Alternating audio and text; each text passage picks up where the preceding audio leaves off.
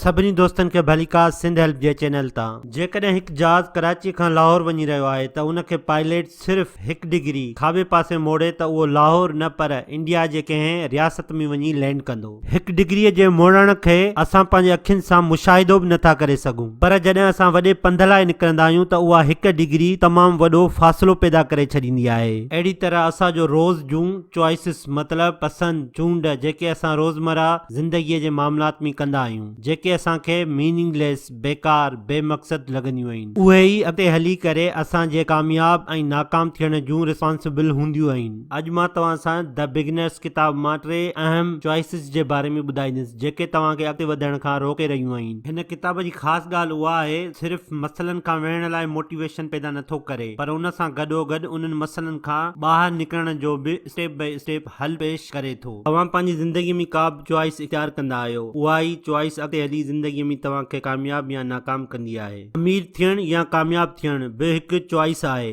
जेका तव्हां हर रोज़ पाण कंदा आहियो। उहो कीअं? जीअं तव्हां सिहत बख़्श कुदरती शयूं न खाईंदा आहियो, बाज़ारी चटपटा समोसा खाई पंहिंजे पाण खे ई बीमार रखण जी चॉइस कंदा आहियो। जॾहिं तव्हां तालीम हासिल करण खे छॾे करे इंटरटेनमेंट सिलेक्ट कंदा आहियो, मतिलबु तव्हां हिकु सरासरी आम इंसान रहण पसंदि कंदा आहियो। जॾहिं तव्हां पंहिंजी लाइफ पार्टनर खे बिना कंहिं सम्झण जे नंढियुनि नंढियुनि मसइलनि ते सिर्फ़ गार गंद ऐं मुख़्तलिफ़ शयुनि जी डिमांड कंदा रहंदा आहियो त पोइ तव्हां पाण ई अनहेल्थी एनवायरनमेंट, पंहिंजो सुकून वारी लाइफ पाण ख़राब करे रहिया आहियो। सिधो संहूं तव्हांखे ॿुधाईंदो हलां त तव्हांजी ज़िंदगी तव्हांजे ई पंहिंजे चॉइसिस जो ई नतीजो हूंदो आहे, बस ॿियो कुझु बि न। हा, ज़िंदगीअ में कॾहिं कॾहिं अणवणंदड़ वाक़िया पैदा थींदा रहंदा आहिनि। उन वक़्तु उहो ॾिसणो पवंदो आहे त तव्हां उन हालातनि ऐं मुश्किलातुनि ते कीअं पंहिंजो रिएक्टिव रद्द अमल कयो था। उहा बि तव्हांजी पंहिंजी ई चॉइस हूंदी आहे। जी दोस्तो, अचो त हाणे असां उन्हनि 3 चॉइसिस ते हलूं था जेके तव्हांखे ज़िंदगीअ में अॻिते वधण नथियूं ॾियनि। नंबर 1, वांदनि नाकाम माण्हुनि सां गॾु घुमण जी choice. Hanging out with unsuccessful people. Heath Ledger, जंहिं डार्क नाइट फिल्म में हिकु जोकर जो किरदार अदा कयो हो, उन जो डायलॉग आहे त your biggest supporter is a stranger and your biggest hater is someone you know. मतिलबु तव्हांजो सभ खां बहितरीन मददगार हिकु अजनबी माण्हू हूंदो आहे ऐं सभ खां वॾो हासिद उहो हूंदो आहे जंहिंखे तव्हां चङी तरह सुञाणो था। कुझु माण्हू तमामु वॾा निभागा ऐं नुक़सान रसाईंदड़ हूंदा आहिनि जिन जो ज़िंदगीअ में को बि मक़सद को बि ख्वाब नाहे हूंदो। उन्हनि जी फिलासफ़ी उहा हूंदी आहे त यार हीअ दुनिया ॾाढी ज़ालिम आहे, हिते केर बि कंहिंजो न आहे, हीअ तुंहिंजो भाउ हीअं पियो चवे, यार फलाणो दोस्त हीअं पियो चयो। उहे अक्सर माण्हुनि जी गिला ऐं किरदार कशी कंदा रहंदा आहिनि। उन्हनि जी फिलासफ़ी हीअ आहे त सिगरेट पीअण सां कैंसर थींदो आहे, कैंसर थियण सां मौत थींदी आहे। आख़िर में तव्हांखे चवंदा जेसिताईं तव्हां सिगरेट न पीअंदा तेसिताईं तव्हां कामयाब या अमर न थींदा। जॾहिं तव्हां अहिड़नि माण्हुनि सां रहण शुरू कंदा आहियो, आस्ते आस्ते तव्हांजी बि उहा फिलासफ़ी थी वेंदी आहे। नाकाम माण्हू कॾहिं बि मुस्बत कामयाबीअ जो रस्तो ॾेखारण वारियूं ॻाल्हियूं न आहिनि कंदा। उहे अक्सर करे बक बक कंदा रहंदा आहिनि। तव्हां हिकु ॾींहुं उन्हनि जे विच में वेही करे पाण ॻाल्हियूं नोट कजो, उन्हनि जूं ॻाल्हियूं रिकॉर्ड बि कजो, पोइ राति में सुकून सां उन्हनि जूं उहे ॻाल्हियूं ॿुधी करे पंहिंजो पाण खां पुछिजो, उन जे ॻाल्हियुनि खे ॿुधण सां या उन मौज़ूअ ते ॻाल्हाइण सां छा मुंहिंजे इल्म या हुनर में वाधारो थियो, छा उन सां मुंहिंजी सोच ऐं सिहत में वाधारो थियो, छा उन जी कचहरी ॿुधण खां पोइ मूं वटि पैसा आया जंहिंसां मां पंहिंजी फैमिली ऐं ज़िंदगीअ खे आसान करे सघां। जेकॾहिं तव्हांखे उन्हनि सभिनि सवालनि जो जवाबु न में मिले थो त समझी वञो तव्हांखे हाणे छा करणो आहे। शेरलॉक होम्स, जेको बहितरीन डिटेक्टिव फिक्शन मञियो वेंदो आहे, उन जो हिकु कौल आहे त हिकु कामयाब इंसान जो दिमाग़ हिकु माहिर हुनरमंद दुकानदार वांगुरु हूंदो आहे। उते तव्हांखे उहे शयूं रखियल मिलंदियूं जेके कम जूं हूंदियूं आहिनि, उहे बि तरतीब सां रखियल हूंदियूं आहिनि। पर हिकु नाकाम इंसान जो दिमाग़ कबाड़ीअ जे दुकान वांगुरु हूंदो आहे जिते सभु कबाड़ भरियल हूंदो आहे। जॾहिं बि तव्हांखे कम जे शइ जी ज़रूरत पवंदी आहे, उन वक़्तु तव्हांखे उहा कम जी शइ मिलंदी ई न आहे। जी दोस्तो, हाणे तव्हां वटि हिकु चॉइस आहे त या त तव्हां सॼो ॾींहुं वेही टीवी ॾिसो, फालतूअ में इंटरनेट जो इस्तेमालु करे ॾिसो, कंहिं वॾेरे जी औताक या चांहि जे होटल ते वेही पंहिंजो क़ीमती वक़्तु ज़ाया कयो, या पंहिंजे बेकार दोस्तनि सां वेही फुज़ूल जूं दाड़ियूं हणो। तव्हां वटि ॿी चॉइस इहा आहे त तव्हां बहितरीन किताब पढ़ो, सुठा किताब ॿुधो, सुठियूं फिल्मूं ॾिसो या सुठी संगत दोस्तनि सां वेही करे पंहिंजो इल्म ऐं हुनर वधायो। ईअं ई करे तव्हां कुझु करण कुझु सिखण जी कोशिशि करियो। असां सिंध हेल्प जे चैनल जो मक़सदु ई इहो आहे त असां तव्हां सां किताब शेयर कयूं जीअं तव्हां पंहिंजो मुस्तक़बिल संवारियो, पंहिंजी फैमिली ऐं सिंध पाकिस्तान खे कामयाब करे सघो। नंबर 2, कमज़ोर आमदनीअ वारी चूंड। Poor financial choices. तव्हां केतिरनि ई माण्हुनि खे ॾिठो हूंदो जीअं ई उन्हनि खे पहिरीं पगार या नए फसल लहंदे ई पैसा ईंदा आहिनि त नऊं फोन या नई गाॾी ख़रीद कंदा आहिनि। तव्हां पंहिंजे इर्द गिर्द में केतिरनि ई दोस्तनि खे ॾिठो हूंदो, उहे 4 खां 5 कलाक फेसबुक, व्हाट्सएप या चांहि जी होटल ते वेही पंहिंजो कीमती वक़्तु ज़ाया कंदा रहंदा आहिनि। उन जे बदिरां उहे 4 या 5 कलाक कढी करे पंहिंजो पाण खे पढ़ण या कुझु हुनर सिखण जी कोशिश बि न कंदा आहिनि त जीअं हू हिकु ॾींहुं वॾा कारोबारी या रोज़ानो 500 रुपया कीअं कमाए सघनि था। असां उन्हनि शयुनि में पंहिंजो वक़्तु ऐं पैसो लॻाए रहिया आहियूं जंहिंसां कुझु बि हासिल थियण वारो न आहे। इन ई खे सॼो वेंदो आहे पुअर फाइनेंशियल चॉइसिस। सपोज अचो भला सादी कैलकुलेशन गणप कयूं था। जेकॾहिं मां हिकु मोबाइल ख़रीद कयां थो 20,000 जो, हाणे पंहिंजो पाण खां हिकु सादो सवाल पुछो, 1 साल इस्तेमाल करण खां पोइ वापसि बाज़ार में ही मोबाइल केतिरे में विकामंदो? उन जा वधि में वधि तव्हांखे 5,000 मिलंदा। अहिड़ी तरह तव्हांजे पैसनि जी वैल्यू 1 साल खां पोइ 70% घटिजी वई। उहो ई हाल हूंदो आहे तव्हांजी गाॾी, टीवी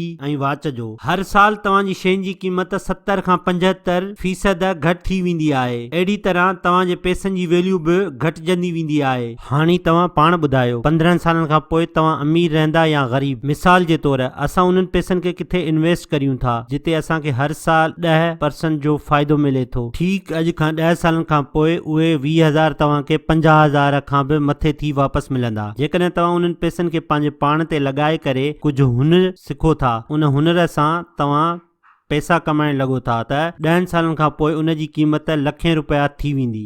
जी दोस्तो, हाणे तव्हां वटि 2 चॉइसिस हुयूं। 20,000 जो फोन वठो जंहिंजी क़ीमत 1 साल में 75% घटि थी वेंदी, या उन्हनि पैसनि खे कंहिं सुठी जॻह ते इन्वेस्ट करियो जंहिंजो वैल्यू 150% वधी वेंदी। नंबर 3, सिधी सोच, लीनियर थिंकिंग। घणनि माहिरनि जो उहो ख़्यालु आहे त इंसान जो दिमाग़ एक्सपोनेंशियल या ब्रॉड थिंकिंग मतिलबु खुशादो सोचण लाइ ठहियो ई न आहे। असां हमेशा सिधो सऊं लीनियर सोचींदा आहियूं।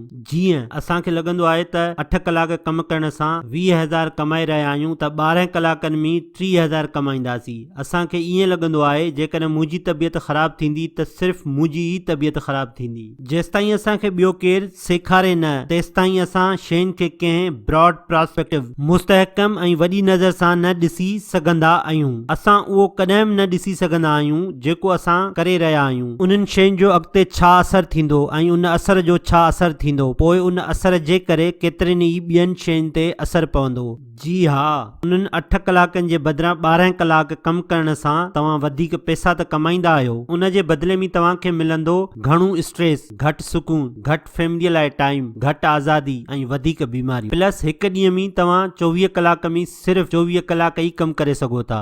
जेकॾहिं तव्हां अहिड़ी तरह सां कामयाब थियण जी कोशिश करे रहिया आहियो त पोइ बस तव्हांजो अलाह ई वाही आहे। छा तव्हां उहो सोचो था त बर्गर खाइण सां सिर्फ़ तव्हांजी ई सिहत ख़राब थी रही आहे? त पोइ तव्हां लीनियर सोचे रहिया आहियो। तव्हांजी सिहत सां गॾोगॾु तव्हांजी स्टेमिना, ताक़त सघ बि घटिजी रही आहे। तव्हांजूं एक्टिविटीज़, सरगर्मियूं बि घटिजी वेंदियूं आहिनि। तव्हांजी प्रोडक्टिविटी, कमु करण जी सलाहियत घटि थी वेंदी आहे। तव्हां पंहिंजे कम ते बि फोकस न करे सघंदा आहियो। 2 कलाकनि जो कमु 3 कलाकनि में करण लॻंदा आहियो। अहिड़ी तरह तव्हांजी प्रोफेशनल लाइफ बि मिटीअ में मिली वेंदी आहे। आख़िर में तव्हां वटि उहा एनर्जी ई कान बचंदी आहे जंहिंसां तव्हां पंहिंजी फैमिलीअ खे क्वालिटी टाइम ॾेई सघो। उन जे ई करे तव्हांजी फैमिली लाइफ बि मुतासिर थी वेंदी आहे। असांखे उहो लॻंदो आहे त हिन नंढियुनि शयुनि मां छा थो थिए, ईअं ई उन्हनि नंढियुनि शयुनि जी चॉइस जो असरु असांखे जल्दी ॾिसण में न ईंदो आहे। पर हिकु कामयाब ऐं नाकाम माण्हुनि में सिर्फ़ उन नंढियुनि चॉइस जो ई डिफरेंस हूंदो आहे। घणा माण्हू तव्हांखे यूट्यूब ते 1 हफ़्ते में अंग्रेज़ी फरफर ॻाल्हाइण जा माहिर या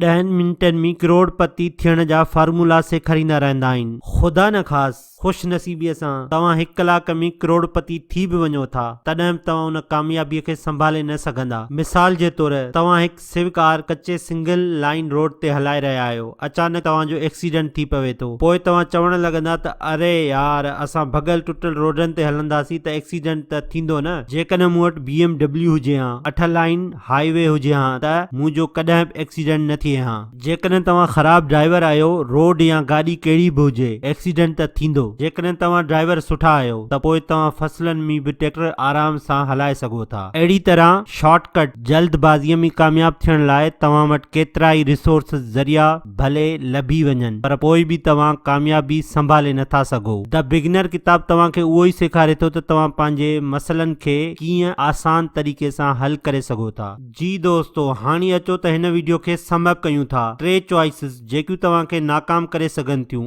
उन्हनि खे आसान तरीक़े सां मुड़ुस थी मुंहुं ॾेई करे पंहिंजो पाण खे सुधारे सघूं था। Number 1, hanging out with unsuccessful peoples. ॾिसो, तव्हां उन्हनि 5 माण्हुनि जा एवरेज हूंदा हो जंहिंसां तव्हां उथो वेहो था, त पोइ अॼु खां तव्हां पंहिंजे सर्कल खे चेक करियो। उन पंहिंजी संगत खे चङी तरह जांच करे ॾिसो त तव्हां कहिड़े तरह जे माण्हुनि खां उथो वेहो था। वाकई उहे तव्हांजा जिगर आहिनि या सिर्फ़ तव्हांजी क़ीमती वक़्त, कैरियर ऐं ज़िंदगीअ जा मागर मच आहिनि। नाकाम माण्हू हमेशा नेगेटिव, दिल तोड़ण वारियूं ॻाल्हियूं कंदा आहिनि। अहिड़ा माण्हू हमेशा अपॉर्चुनिटीअ में प्रॉब्लम, रुकावटूं ॻोल्हे लहंदा आहिनि, जॾहिं त कामयाब ज़हन वारा माण्हू मसइलनि में ई मौक़ो ॻोल्हे लहंदा आहिनि ऐं तव्हांखे कामयाबीअ जूं मंज़िलूं तय कराईंदा आहिनि। Poor financial choices. तव्हां उहो ॾिसो त तव्हां पंहिंजे पैसे खे किथे ख़र्च करे रहिया आहियो। तव्हां पैसे लाइ कमु न करियो, बल्कि पैसो तव्हां लाइ कमु करे। Number 3, linear thinking. तव्हां वॾो सोचो। उहो न सोचो त तव्हां कम जा कलाक वधाईंदव त वधीक पैसा कमाईंदा। तव्हां उहो सोचो त तव्हां पंहिंजो वैल्यू कीअं वधाए सघो था, तव्हां कीअं हाई वैल्यू कमु करे सघो था। उन सां गॾोगॾु तव्हां नवां स्किल्स सिखो, सुठा किताब पढ़ो,